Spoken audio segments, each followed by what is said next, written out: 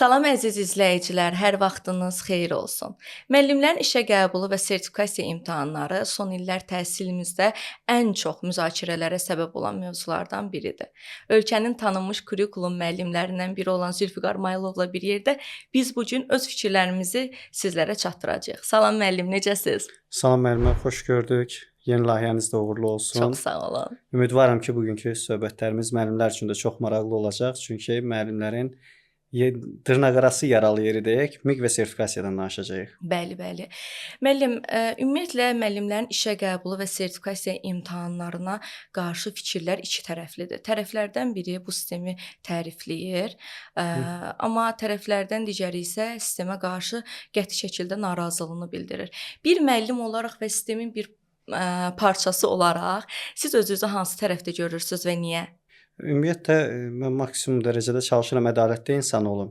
İndi nə dərəcədə alınır, bunu bizi tanıyanlar, müəllimlər bilir. Ədalətli mövqedən danışsaq, mən hal-hazırda neytral mövqedə olacağam. Çünki sistemi müdafiə etsəm, biraz müəllimlərə qarşı haqsızlıq etmiş olacağıq. Narazı müəllimlərin tərəfini də tutsaq, yenə də bir nəticə əldə edə bilməyəcəyik. Təbii ki, bugünkü dövrdə MİQ və sertifikasiya imtahanlarının təşkil olunması qəbul ediləndir. Çünki hansısa bir formada məktəblərdə müəllimləri inkişaf elətdirmək lazımdır, düzgün müəllimlər seçərək şagirdləri irəli aparmaq lazımdır. Bunu da hal-hazırda təmin edir MİQ və sertifikasiya imtahanları. Yəni buna qarşı çıxmaq bizə heç nə qazandırmır. Ümumiyyətlə belə bir ifadə var idi, illər öncə səhv etmirəmsə, deyirdilər ki, şagirdləri testlə universitetlərə və ya kolleclərə götürməyək də, bu doğru deyil. Belə bir fikir səslənmişdi ki, gətirin ondan daha yaxşı bir sistem, ləğv edək test sistemini. Yəni bu indiki vəziyyətdə də MİQ və sertifikasiya imtahanından daha yaxşısı olmadığı üçün biz bundan istifadə edirik. Siz deyirsiniz ki, yəni bizim hal-hazırda MİQ və sertifikasiyaya alternativ bir sistemimiz yoxdur. Bu baxımdan da, yəni biz bu sistemi sadəcə təkmilləşdirməliyik, daha yaxşı bir versiyasını yaratmalıyıq. Açığı şəffaflıq baxımından MİQ sistemi, indi ilk olaraq MİQ-dən danışaq. MİQ sistemi təhsil sistemimizdə ən uğurlu addımlardan biridir. Yəni mən bunu açığı belə görürəm. Və biz bu sistemi yox etməyə əvəzinə, əksinə onu təkmilləşdirməliyik, inkişaf etdirməliyik. Bunun üçün də biz həm sistem olaraq tənqidlərə açıq olmalıyıq, həm də narazı müəllimlər öz tənqidlərini konstruktiv şəkildə bildirməlidir. Yəni biz hər hansısa bir problemi bildiririksə, mütləq o problemin həlli olaraq nələri görürük, nələri düşünürük, onları da səsləndirməliyik. Narazı olan müəllimlərə də haqq veririk, çünki burada boşluqlar var. Amma mənlə bəlkə də razı olarsınız, ümumiyyətlə tək MİQ sistemində yox, sertifikasiya sistemində yox, yeni yaranan, inkişaf etməkdə olan bütün sistemlərdə boşluqlar olur. Bütün sistemlərin mənfi və müsbət tərəfləri olur və bütün sistemlərə qarşı narazı olan bir kütlə olur. Bu normal bir haldır, bəli. Amma bu mexanizmdə həqiqətən də bu boşluqları aradan qaldırmaq üçün də nələrsə etməliyik. Təbii bu indi mənim verəcəyim növbəti suallarda öz əksini tapacaq, amma bu baxımdan da narazı olanların da haqlı arqumentləri var. Sadəcə mən düşünürəm ki, müəllim sadəcə bir informasiya daşıyıcısı deyil. Müəllim bir tələbənin, bir şagirdin dəyərlər sistemini, düşüncə tərzini formalaşdıran bir şəxsdir, bir insandır. Bu baxımdan da müəllimin pedaqoji bacarıqları tam olaraq MİQ-də öz əksini tapırmı? Bu biraz sual doğurur. Bu baxımdan elə yer gəlmişkən sizə sualı ünvanlayım. Sizcə MİQ imtahanı müəllimlərin həqiqi biliyini göstərə bilir? Yenə dediyimiz kimi alternativ bir variant olmadığı üçün biz bu MİQ imtahanlarından və sertifikasiya imtahanlarından istifadə edirik.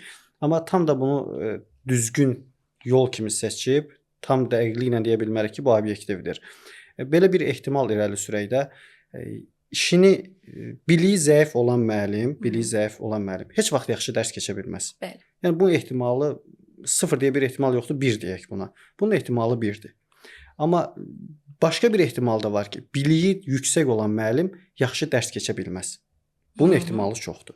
MİQ imtahanı daha çox bilikləri yoxlayır. Müəllimlərin biliklərini və ya yeni müəllim olacaq şəxslərin, tələbələrin biliklərini yoxlayır. Bacarıq hissəsi biraz kölgədə qalır. Müəyyən formada bunu müsahibə ilə həll etmək istəyirlər, amma müsahibə mərhələsində tam da buna nail olmaq mümkün deyil.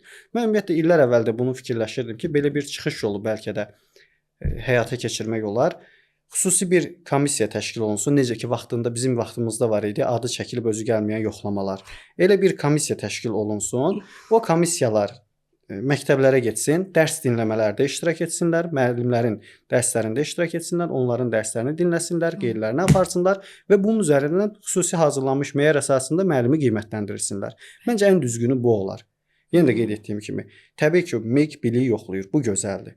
Amma müəllim bacarığını yoxlamaq üçün mütləq ki, onun dərsində iştirak etmək lazımdır. Müsahibə və digər MİQ, sertifikasiya bunu ölçməyə yetmir. Aydındır. Açığı mən bu mövzu ilə bağlı necə düşünürəm? Bu arada əziz izləyicilər, bu bir müsahibə formatı deyil, bu müzakirə formatıdır. Bu baxımdan da səsləndirdiyimiz suallara hər ikimiz cavab verəcəyik. Ona görə istəmirəm sonra deyəsiniz ki, bəs aparıcı elə özü də danışır. Yox, burada aparıcı yoxdur, qonaq yoxdur. Biz iki müəllim olaraq sizdən öz səmimi fikirlərimizi paylaşırıq. Sualım belə idi ki, bəs MİQ və sertifikasiya imtahanları bir müəllimin həqiqi biliyini ölçə bilirmi? Baxın, mən düşünürəm ki, ümumiyyətlə həqiqi bilik anlayışı nədir? Həqiqi bilik o deməkdir ki, sən bildiyini izah eləyə biləsən, tətbiq eləyə biləsən. Amma MİQ imtahanı daha çox sənin yaddaşını, sənin sürətini yoxlayır. Yəni sən verilən vaxtda nə qədər sual cavablaya bilirsən, nə qədər sualın cavabını xatırlaya bilirsən.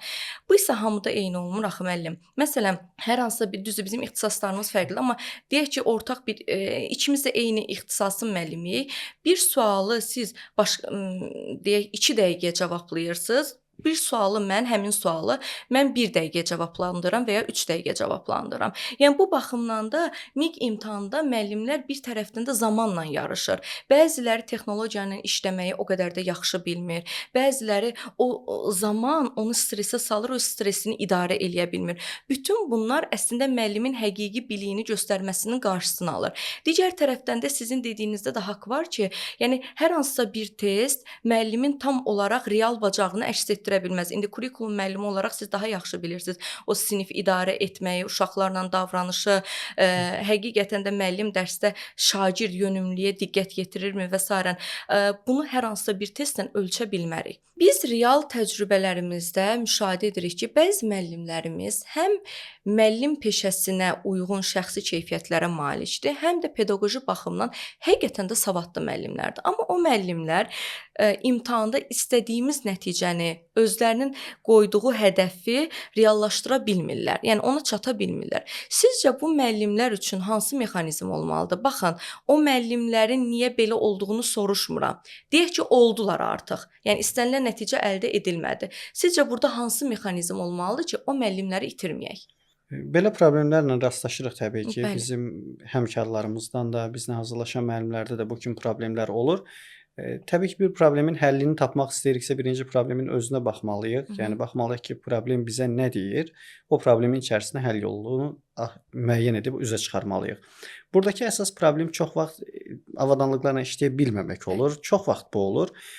Bunu da aradan qaldırmaq çox bəsitdir, çox sadədir. Yəni müəllim biraz öz üzərində işləsə, biraz kompüter bacarıqlarını inkişaf elətdirsə, məncə bunun öhdəsindən rahatlıqla gələr.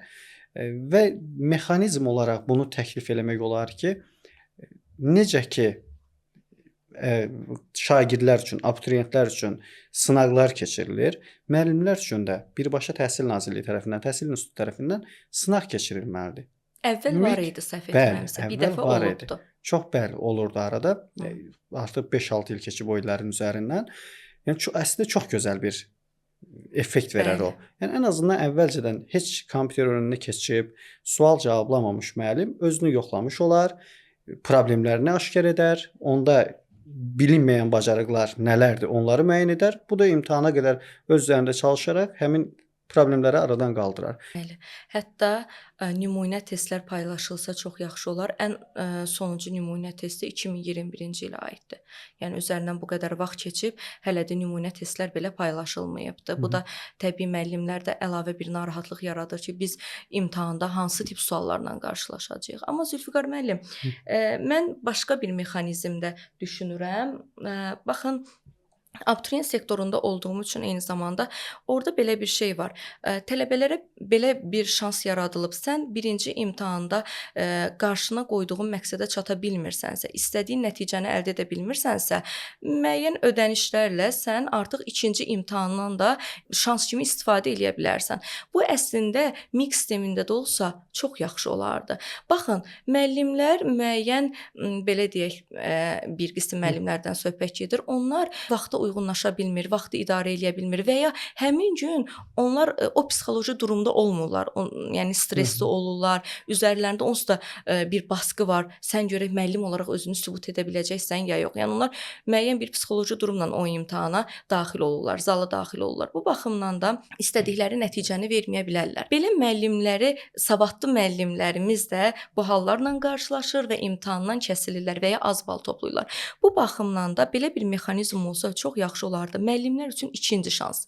Yəni sən kəsilmisən və ya ədalətli olmağımız üçün tək kəsilən müəllimlər yox. İmtahanda istədiyi nəticəni toplamayan, aşağı bal toplayan və ya yüksək bal toplayıb amma hədəfi daha yüksəkdir, ölkə birincisi olmaqdır. Elə müəllimlər üçün bir dənə mexanizm yaradılsa ki, bax, ikinci şans verirəm. İkinci şansa qədər get özünü təkmilləşdir, inkişaf etdir, gəl. Bu mexanizm məncə çox yaxşı olardı və əminəm ki, narazılıqların sayı azalardı. Bəli, bəli. Gözəl ideyadır. Dediyimiz kimi həm imtahandan əvvəl, həm imtahandan sonra müəllimlərə şans verilməsi. Bəli. Gözəl yanaşmadır. Sizcə səsimizə səs verəcəklər. Verərlər yəqin ki, yəni təbii ki, düzgün ideyalar həmişə dəstəklənir. Təhsil institutu tərəfindən də təkliflər qəbul edilir və onlar dəyərləndirilir. Təbii ki, bu bizim dediyimiz bir analoji situasiyadır. Yəni bu fakt abituriyentlərdə var. İstəyirik ki, bu müəllim imtahanlarında da olsun. Qeyri-adi bir şey istənilmir.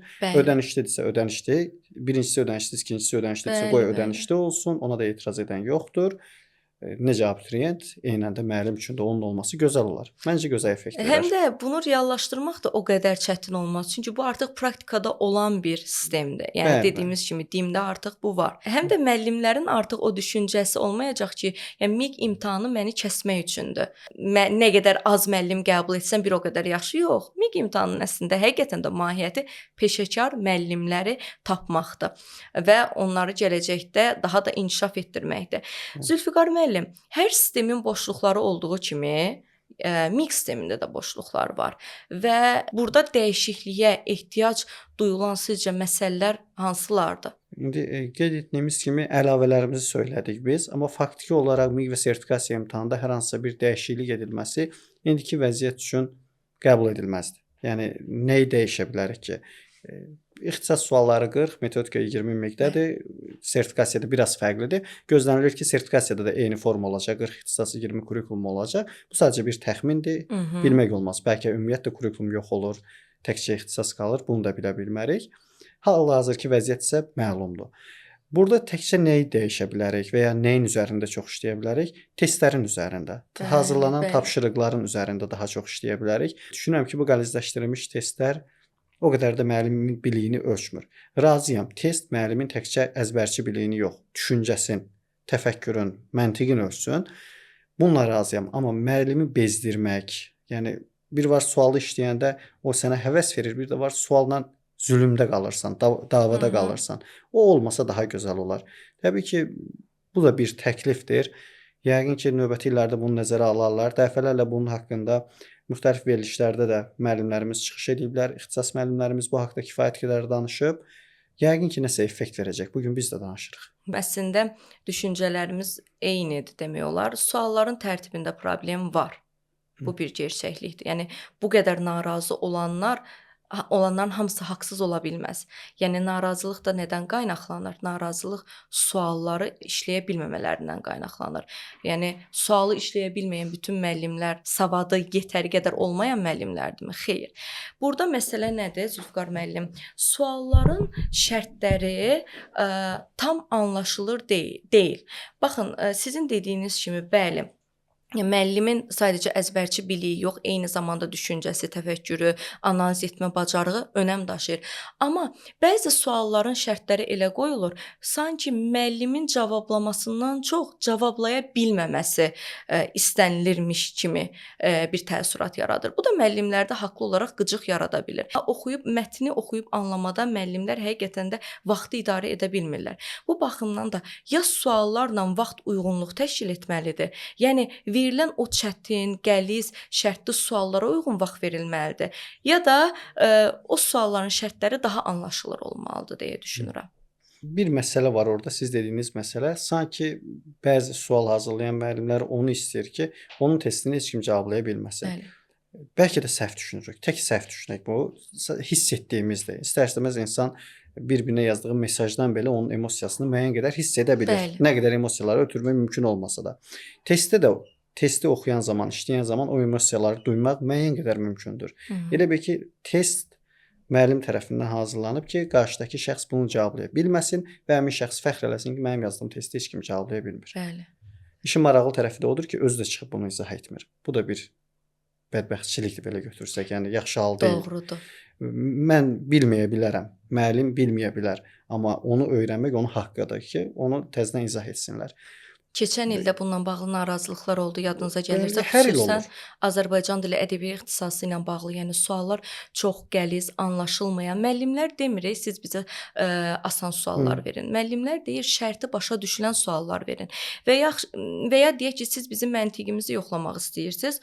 Anlayırıq. Heç olmasa ona uyğun bir vaxt verin. Yəni vaxtla o sualları işləmə, həm vaxtla işləmə hamıda eyni olmur. Digər tərəfdən də o sualları o müddətə oxumaq, o mətn böyük mətnlər olur, anlaşılmayan, terminlərin çox olduğu mətnlər olur və o müəllimlər həqiqətən də vaxtla onu idarə edə bilmirlər və çox təəssüflər olsun ki, həqiqətən də müəllimlərin narazılığı diqqətə alınmır. O suallar keçən il müəllimlər narazılığını bildirdi və qeyd etdilər ki, heç olmasa sualları izah eləyən. Biz bilək ki, bu sualı niyə işləyə bilməmişik? Amma təhsil institutunun əməkdaşları, müəllimlər, yəni sualları tərtib edənlər izah vermədi. Amma illər əvvəl belə bir hadisə olmuşdu və izah verilmişdi. Sadəcə o izahda da təsəvvür edirsiniz qüsurlar var idi. Yəni sualı tərtib edənlər, o sual ətrafında düşünən əməkdaşlar belə, müəllimlər belə o sualları çox uzun bir vaxtda izah etdilər, hansı ki müəllimdən daha qısa vaxt ərzində onu cavablamasını gözləyirlər. Halbuki müəllimin həmin gün stressi, narahatlığı bir başqa olur. Eyni zamanda qüsurlara yol verdilər. Belə olduqda müəllim də narazılığını bildirir ki, axı elə suallar tərtib eləyin ki, sizə də izah etmək asan olsun, bizə də cavablamaq asan olsun. Kurikulumdan vahid dərslik varmı? O illərin problemidir. MİQ imtahanı tətbiq olunandan bu yana kurikulumdan heç bir vahid proqram ərsəyə gətirilməyib.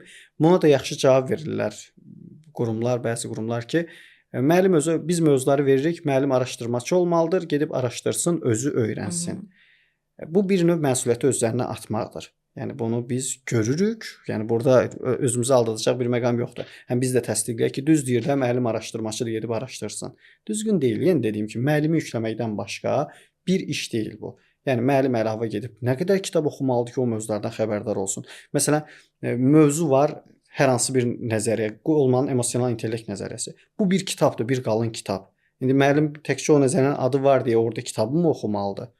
Yəni neçə dənə nəzəriyyə var. Hamısının kitabını oxusa, müəllimin neçə ili lazımdır ki, onları oxusun, dərk etsin. Oxumaq bir şey deyil. Bir kitabı bir gündə də oxumaq olar, amma onu dərk etmək məsələsi var ki, onu dərk etmək, həzm eləmək elə də az vaxt istəmir, bizdən xeyli zaman istəyir. Sizcə MİQ-də uğurlu olmaq üçün ilk olaraq addımı hardan atmalıyıq? Ümumiyyətlə uğurlu olmaq təkcə müəllimlik sahəsində yox, həyatda hər bir insana lazım olan bir əsas məsələdir. Uğurlu olmaq üçün də təbii ki, ən birincisi zəhmət var işin kökündə. Ən birincisi xəyaldır, belə deyim də, xəyal qurmaq. İnsan daima xəyal qurmalıdır. Xəyal qurduqca insan nələrsə həyatda əldə edə bilər.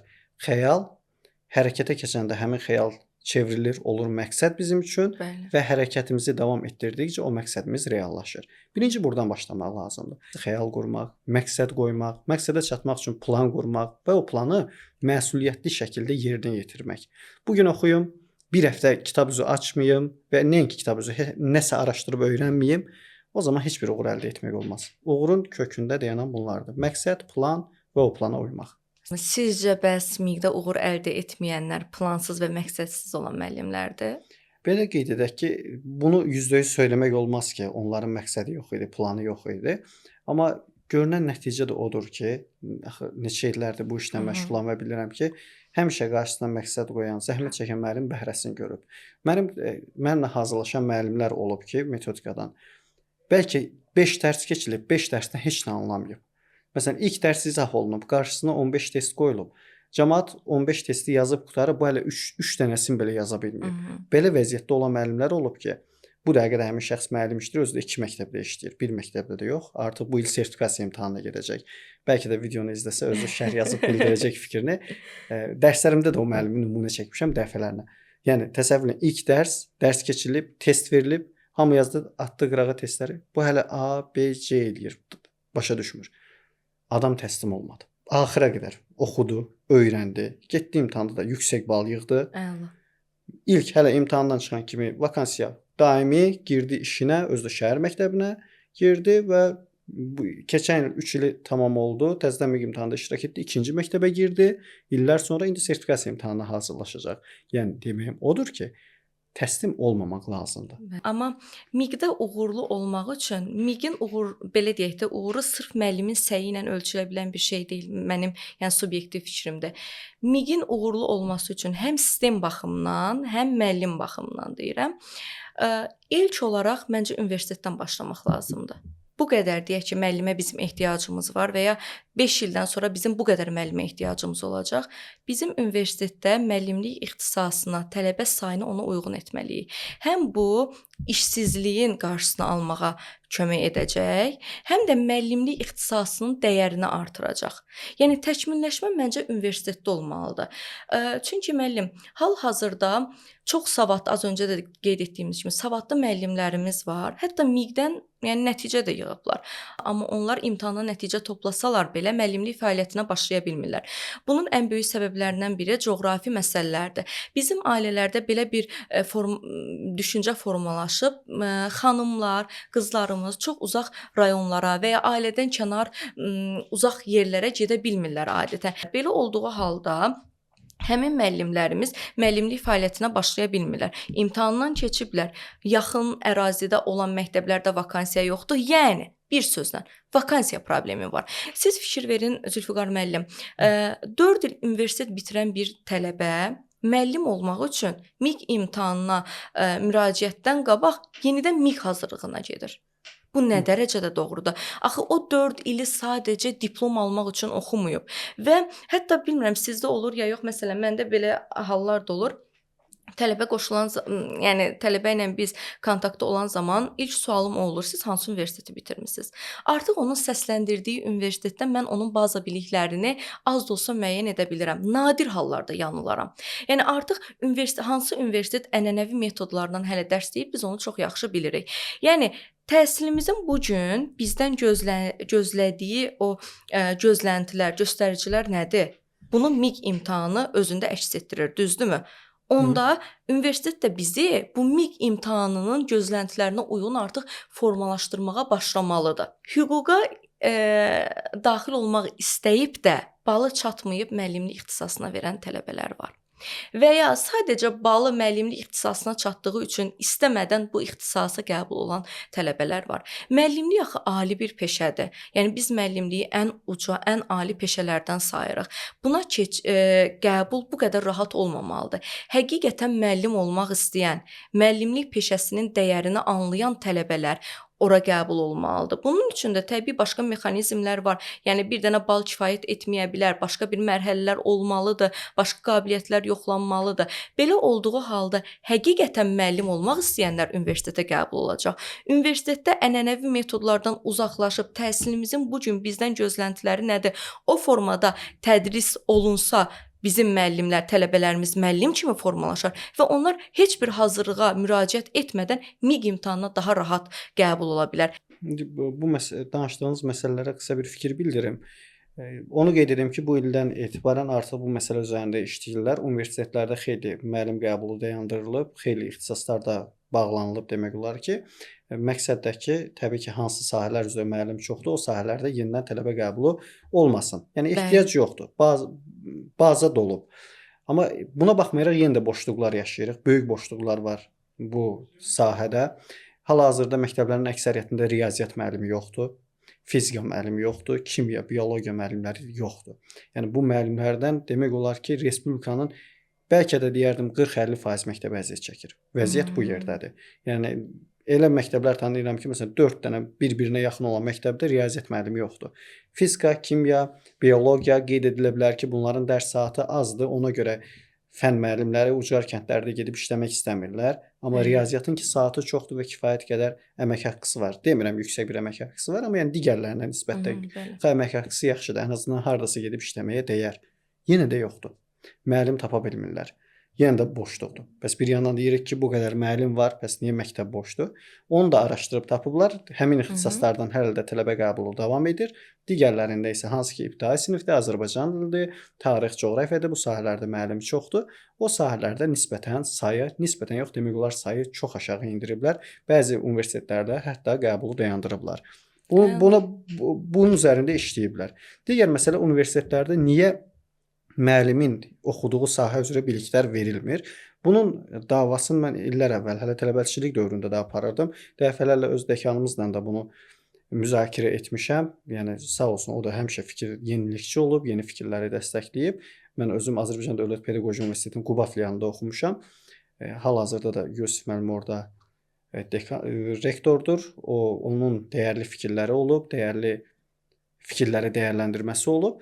Biz onun müzakirəsində aparmışıq. Həmişə də deyirdim ki, niyə mən buranı 4 ildə, 5 ildə bitirirəm və mən bitirəndə öz ixtisasıma dair heç nə bilmirəm.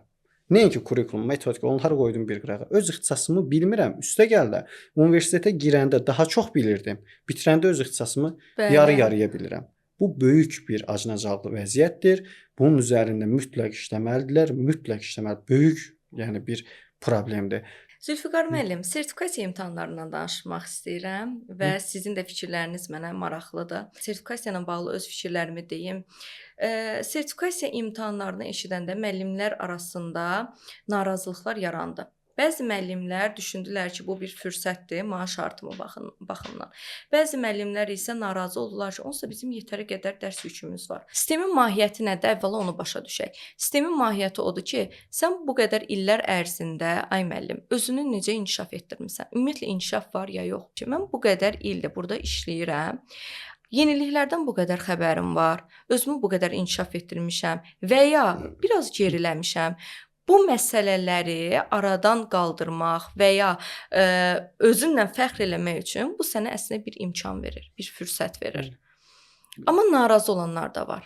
Siz bəs özünüzü yenə də deyirəm, hansı tərəfdə görürsünüz bir müəllim olaraq? Sertifikasiya imtahanı ortaya çıxanda dediyiniz kimi müəllimlər hamısı etiraz, hamısı deməsək gəlib ora çıxırdı sözümüz ki, əksəriyyəti etiraz elədi ki, bu qədər işin, gücün, sənədin, kağız-yozun arasında bu nəyə lazımdır? Amma sonra maaş artımı söhbəti gələndə və ilk sertifikasiyada imtahana iştirak edən müəllimlərin maaş artımı görəndə hamı başladı ki, bəs bizim üçün niyə sertifikasiya imtahanı olmur? Hətta qeyd edim ki, son fənlər qalıb ki, onlar da 2026-cı ildə sertifikasiya imtahanında iştirak edəcəklər və artıq hər bir müəllim imtahanı görmüş olacaq. Çünki əksər müəllimlər əvvəlki illərdə işə qəbul olub, onların dönəmində MİQ imtahanı olmayıb və ya ona bənzər imtahan olmayıb. Onlar elə bir proses görməmişdilər, artıq gördülər və işin ciddiyyətinə vardılar ki, yəni hər bir müəllim öz üzərində işləməlidir. Ümumiyyətlə belə bir fikir yoxdur ki, müəllim sertifikasiyadan sertifikasiyaya oturub kitab üzü açmalıdır, oturub nəsə öyrənməlidir. Müəllim hər il öz üzərində, hər il deyəndə hər dərs, hər gün öz üzərində çalışmalıdır. Yenə də qeyd edirəm, işi budur. Mən məsələn ustayam, ev tikirəm. Mən öz işimin üzərində işləməliyəm ki, daima mənim müştərim olsun. Bəli. Yəni müştərim daha keyfiyyətli işlər ərsəyə gətirməliyəm ki, mənim müştərim olsun. Müəllim də həmçinin hər gün öz üzərində işləməli, yenilikçi olmalı, tədrisdə yeni fikirlərlə olmalı, yeni proqram gətirməli, nəsə etməlidir də bu adam. Yəni sənin işin budur. Sertifikasiya imtahanı düşünürəm bizim uzun illər gözlədiyimiz meritokratiyanı gətirdi. Yəni biz artıq öz səyimizlə, öz bacarığımızla həqiqətən də nələrəsə nail olma şansını əldə edirik. Testdə biz bir yoxlama kimi baxırıq. Yəni kim kəsilmə qorxusu ilə yanaşırıq. Əslində bu belə deyil. Test həmişə bir imkan olub, bir fürsət olub.